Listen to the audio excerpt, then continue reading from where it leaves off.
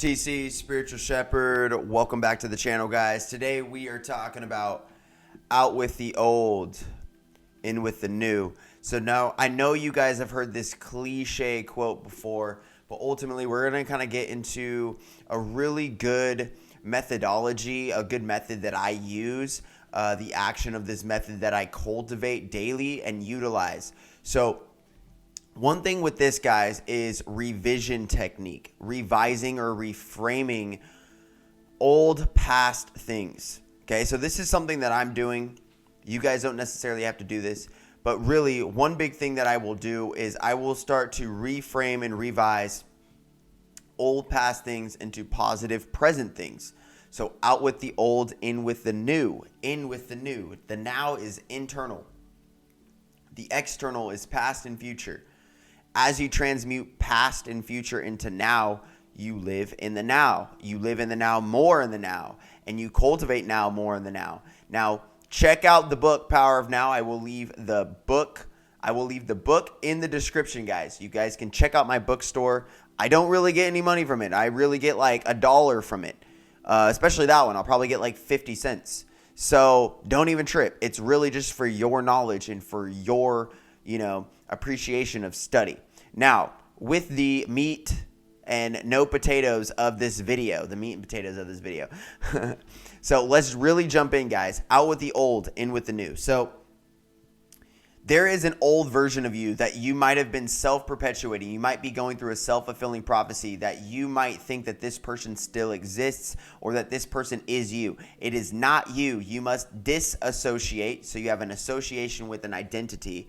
You must disassociate, not dissociate, but disassociate. I mean, dissociate too. You can dissocialize with that version of you. Stop communicating with that version of you. But yes, disassociate or unassociate with that version of you, that aspect of you, that characteristic, that character that you have been characterizing for years, for decades, for months, for you guys get the point.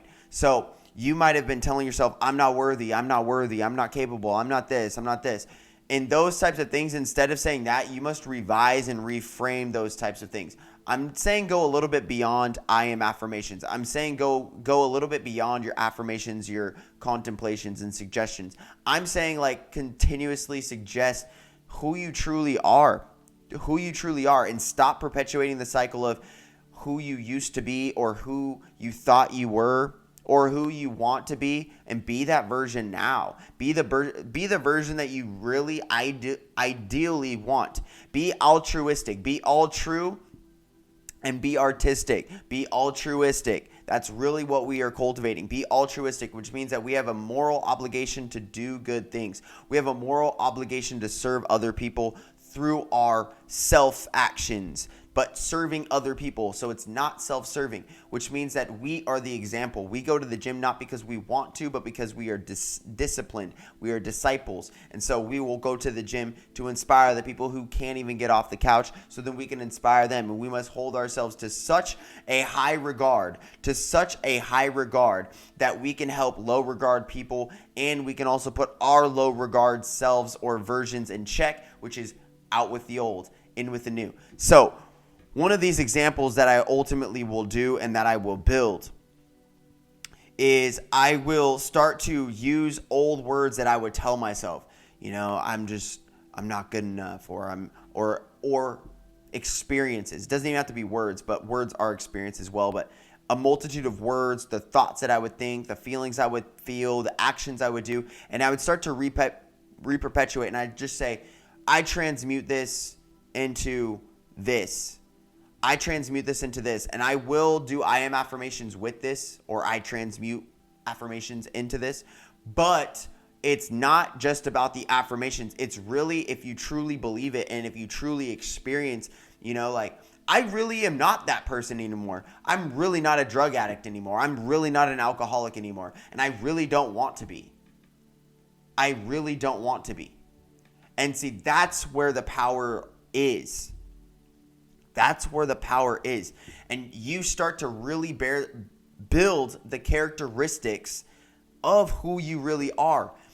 How do you find out what you want? You find out what you don't want. You write down what you don't want, and then that will tell you what you want, or relatively what you want.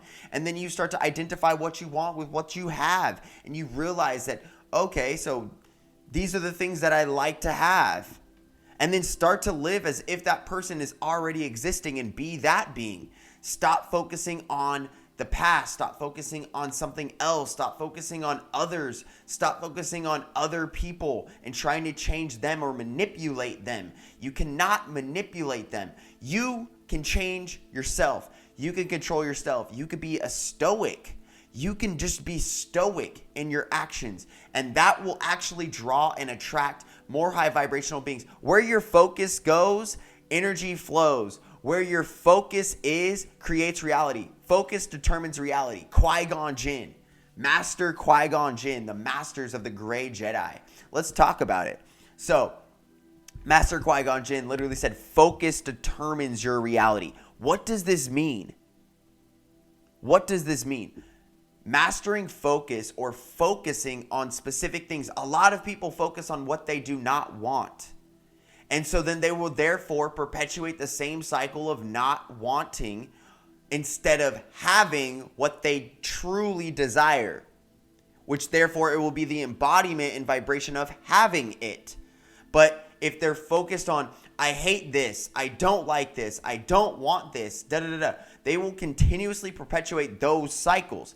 So why would you focus on your past when you were a drug addict? Why would you focus on your past when you were an alcoholic? Why would you focus on your past when you were a cheater? Why would you focus on your past when you were a hater? Why would you focus on your past when you were broke, unsuccessful, and not a good person? Focus on who you are now, which is none of those things of who they were in the past. You are successful. You are loyal. You are peaceful. You are graceful. You are forgiven. You are love. You pass on love. You are strong. You are capable. Okay? All of these things. And then you would focus on what you want as you are being it, as you already have it. Okay? I'm not going to have this go too long. But one thing, guys, is that I would say, I transmute my apathy into peace, into joy. I transmute my hatred and my guilt into love and into power, into true empowerment, embodiment of empowerment.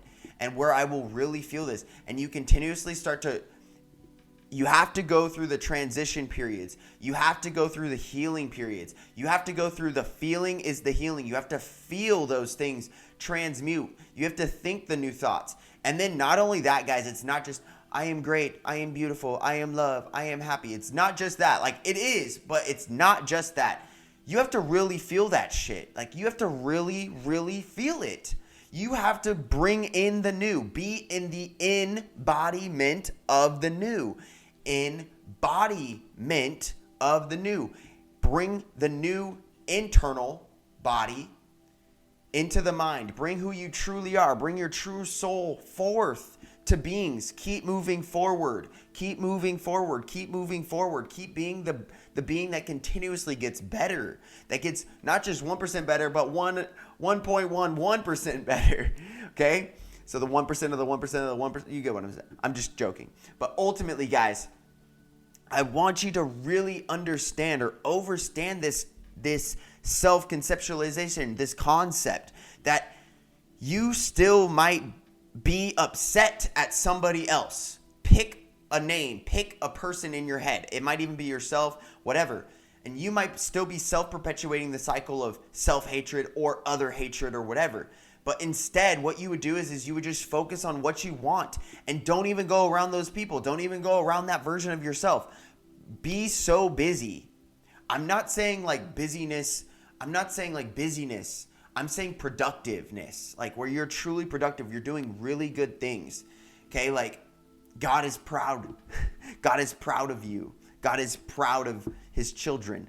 Okay? So be in that embodiment. Be in the embodiment that good. Focus on the good things. In psychology, God created psychology. God created philosophy. God created all these things. So you have to really understand that when you incorporate positive, proper philosophy, positive, proper psychology, positive, proper stoicism, you continually embody the new of everything that is still being renewed continuously, a continuous renewal of the mind.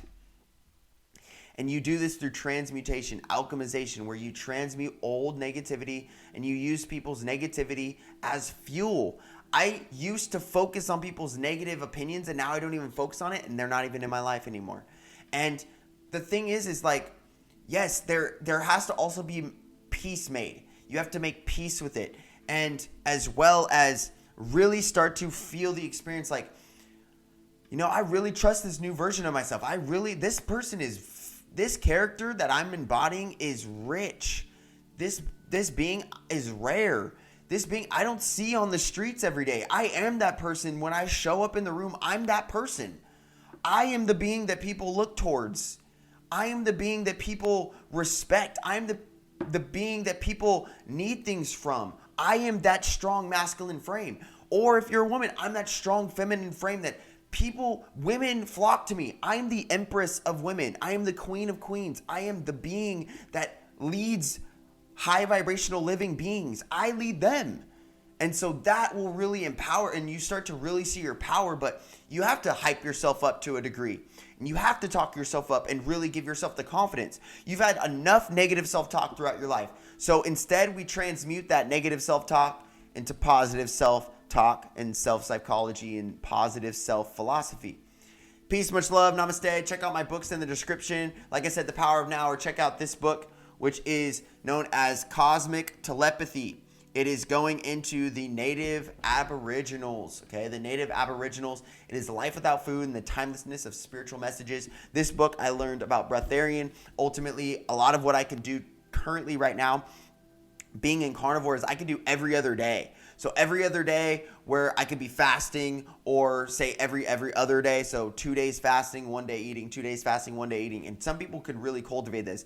So don't just dive into the veganism. Be very open. Be very open-minded when you start to really discern between things. But check out this book. This book goes into some very in-depth stuff. Remember, Christ was a breatharian. 40 days, 40 nights, no food. Peace.